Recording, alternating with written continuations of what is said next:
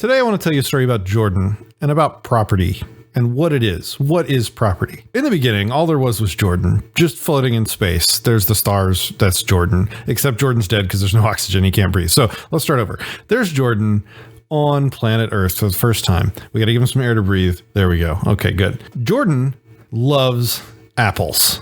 He really loves apples.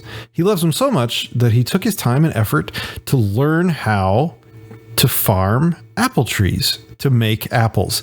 He has gotten so good at it that his apples are the best. He's just arrived on the planet though, and he's not sure how to go about acquiring what he needs to make apple trees. He knows what he needs, he just doesn't know how to get it. Jordan has a goal. He wants to grow apples in an orchard. He knows he needs resources to do that. The resources he needs, we would call means, the means to an end, the means to achieve his goals, the resources he needs. And pretty much that's how humans work. They set goals for their future, and they acquire and utilize the means they need, the resources in the world they need to meet their goals. An apple orchard farmer, he needs dirt, he needs, probably fertilizer, I don't know, to grow a tree, he needs seeds, he needs, overalls and probably some boots. And I'm not exactly sure what all you need, probably a tractor. And those are buttons on his suspenders. Those do not look like buttons, never mind. So Jordan knows what he needs. He just needs to figure out how to go out into the world and acquire that. Most resources in nature, if not everything in existence, is scarce in some way.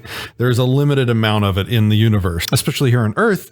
Resources are limited to literally only what's accessible to us here on the planet. What can be mined, what can be harvested, etc. So the resources, the means that humans have to achieve their goals are limited, and we call that scarce. Scarce means that they're not an unlimited supply. There's only so many of them, or so much of them. And usually, generally, with most resources, only one person or group of people can use a given set of resources at a time. In the case of what he needs, what Jordan needs, he needs a plot of land. And for the most part, if he's going to grow an apple orchard, that's pretty much the only thing you can do with that land is, set it up and run it such that it is optimized for making the best, most tasty, juiciest apple trees possible. So he ventured out into the world. He found a section of land that was perfect for his needs. He worked that land until he grew his orchard. He started growing his trees. The trees started making apples. Jordan is a very happy guy. One day, along comes a guy named Sam. Sam's done his own research in an area that he's familiar with, and he knows that this plot of land, it just happens to be the same plot of land Jordan is using,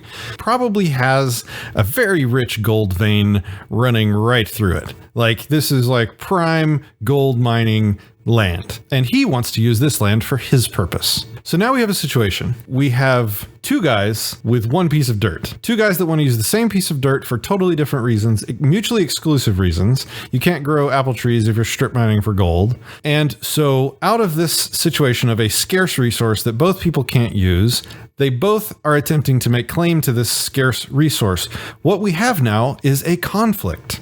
We have one of the basic, most fundamental, and probably most common types of conflict in existence. We have two people fighting over a scarce resource. And this is very important. Out of scarce resources comes conflict. Most conflict comes from the scarcity of resources in nature. In the caveman days, two cavemen come upon a rock that they both want. The way they resolve that dispute is they, whack each other over the head until one is unconscious and the other one can walk off with the rock. That's not the best way of handling these disputes. And human history is, rife with wars and conflicts over scarce resources, everything from land to, money to women to whatever. As civilization progresses, we've developed and sort of discovered almost a system of property rights that is meant to reduce as much as possible the conflict over scarce resources. And so over time, humans have worked out a system of property rights that minimizes this conflict. It's really a brilliant system in its simplicity. To a large degree, the entire reason the legal system exists today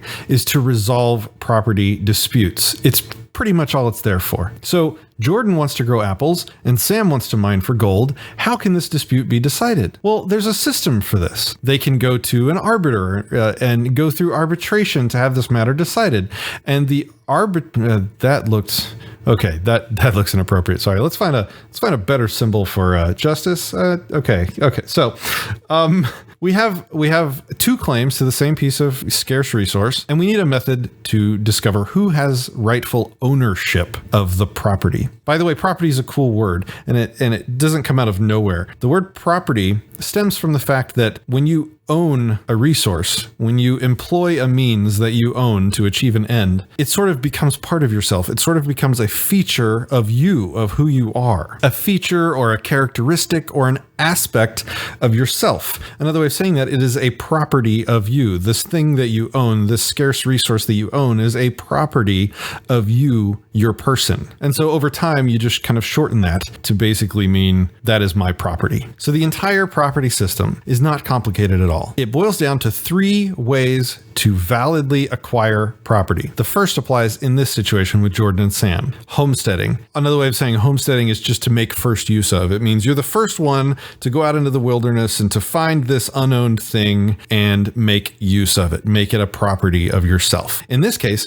Jordan got to this land first, made his farm, grew his apples. And so when Sam comes along with an expectation that he can just kind of take over and start mining for gold and, tear down all these trees, it's very easy to say, of course, Sam can't do that. Jordan owns the land. He owns his property. So basically Sam gets to take a walk. He's out of luck. And Jordan gets to go back to what he was doing, secure in his ownership of his apple orchard. Well, Jordan starts to get popular. His apples are really delicious. People are lining up to get Jordan's apples. Jordan can't grow apples fast enough to meet the demand. Jordan needs more land. So he goes to his neighbor and he says, neighbor, I see you got this piece of land. It's right next to mine. I would love to sort of expand my operation onto this land. But, based on the first rule that we just talked about, you guys made first use of your land. So I need to come and ask permission. I can't just start planting my trees on it. I need to get your permission somehow to basically acquire this piece of land, which brings us to our second method of acquiring property. Contract. Another way of saying contract is buying and selling of property. So Jordan goes to his neighbors, Walter and Suzanne, who are interested in selling their land. Jordan's offer to Walter and Suzanne is basically, I'll give you some proceeds from my apple business going forward in exchange for your land. And Walter says, oh, well, I also have this tractor here that I'm not going to be using anymore too.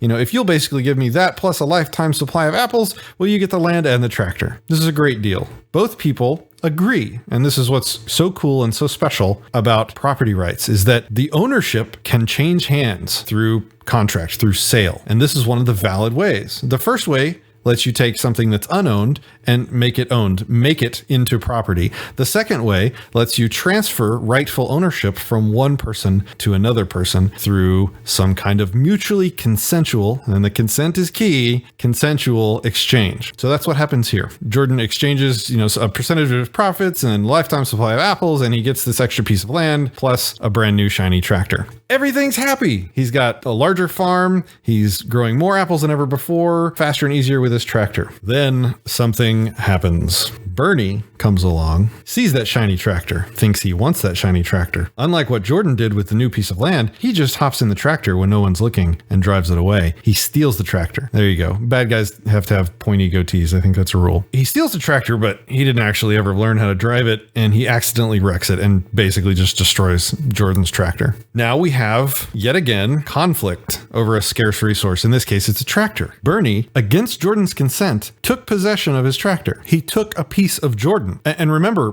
property is property because it's a property, it's a component, a feature of yourself, your personhood. When you're stolen from, that person is in a way taking from yourself, taking a piece of you. Bernie has taken a piece of Jordan. Jordan has been injured by Bernie. So again, we have conflict over scarce resources. There's only one tractor, and not only did Bernie steal the tractor, but he destroyed it. The tractor doesn't exist anymore. Thankfully, Jordan can go back to this arbiter and explain the situation and tell them what happened. I busted Bernie. He stole my tractor. And the arbiter can say, well, Bernie, you owe him a tractor, obviously, because you stole it. And because it doesn't exist anymore, you better find a way to buy him one. And not only that, and this is very common, especially in like old school common law, is that not only is the thief responsible for restitution by, making up, giving back what he stole or replacing what he stole, but he then also has to make sort of like a punitive restitution. He has to go above and beyond and do something extra just to discourage, himself and other thieves from thieving again. So if I steal your bicycle, I can't just give you your bike back and call it even. Well, no, I've stolen from you. So then maybe I have to give you your bike back, but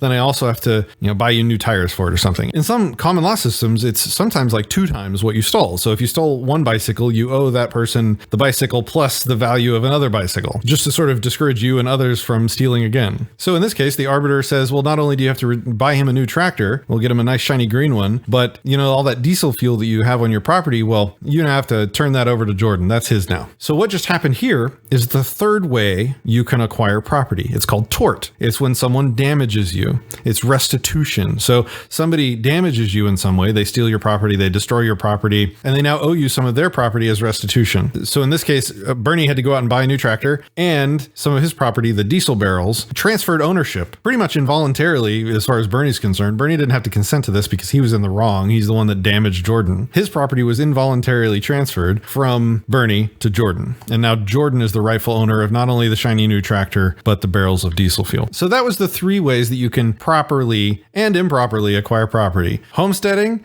contract, and tort or restitution. Also, what we covered is the wrong way to acquire property, which is through force, coercion, or against someone's consent. If you steal something without their permission, or you use force against someone to get their property, that renders any property transaction null and void. If there's coercion or force involved in the transaction is void. That's it. That's the entire system of rules governing property that's been able to reduce violent conflict over our scarce resources in this world for hundreds and hundreds of years. It's a brilliant, simple to understand system. Unfortunately, this whole time we've been dealing with all this other stuff, Sam, the guy from the beginning, has been off scheming. He's been seeing Jordan get really popular for growing his apples and selling them to all the people in town. And frankly, he's been kind of jealous, and he's also kind of angry because of all the money he could have made off the gold he could have mined if he'd have gotten access to that land. So he goes around to everybody in the area. He goes and talks to all Jordan's neighbors and, all of his friends in the neighborhood, and, kind of gets them riled up and angry that Jordan's just got this piece of land. He's not sharing it. He's doing what he wants with it. He's growing these massively popular, delicious apples, and he's selling them to people that can afford to buy them, rather than Sam and his friends getting to sort of profit off all this gold. So they're pissed. They're pissed and they're jealous. So one day he gets all these people together and they march up to Jordan and they say, look, you're doing really well here. You're growing a lot of apples.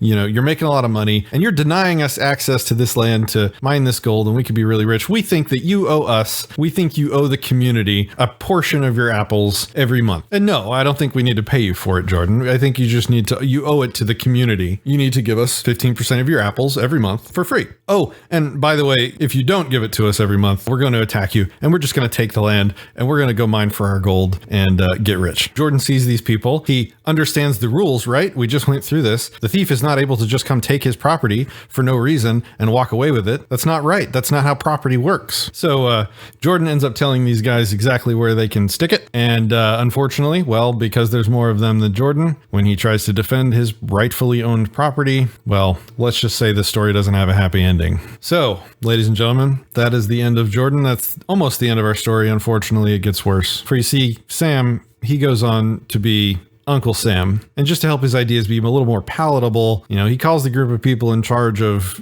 taking a little portion of people's property, the Internal Revenue Service. And, he gets a lot of people to believe that giving up a portion of their rightfully owned property every so often is not only something they have to do, but that it's a good thing, that it's a patriotic thing, that they should feel like good, upstanding members of the community when they allow themselves to be robbed repeatedly. Not only that, but if they even so much as disagree or talk bad about having to give up their rightfully owned property, not only are you just a bad person that doesn't like the community and doesn't respect the people around you, but they're just going to take it anyway, and you're going to end up like Jordan if you resist long enough. Understanding what property is and where it comes from and how you acquire it and how you have rightful sovereign ownership over it is the first step to understanding the reality of the world you live in. And the reality of the world that you live in is that you are stolen from constantly by a group of people that think they have the right to. Well, they don't. Taxation is theft. If you acquire your property using one of the 3 valid ways, you homesteaded it, you bought it, you received it as restitution, that property is yours and yours alone, and no one, no group of people, no band of thieves, no government organization called the IRS has any valid claim to those resources. They are yours. They are a property of you. If you'd like to learn more about these ideas and many others, Google the non-aggression principle, Google voluntarism, or drop us a message. You can find us on facebook.com/disenthrall or youtube.com/disenthrallme. Thanks for watching.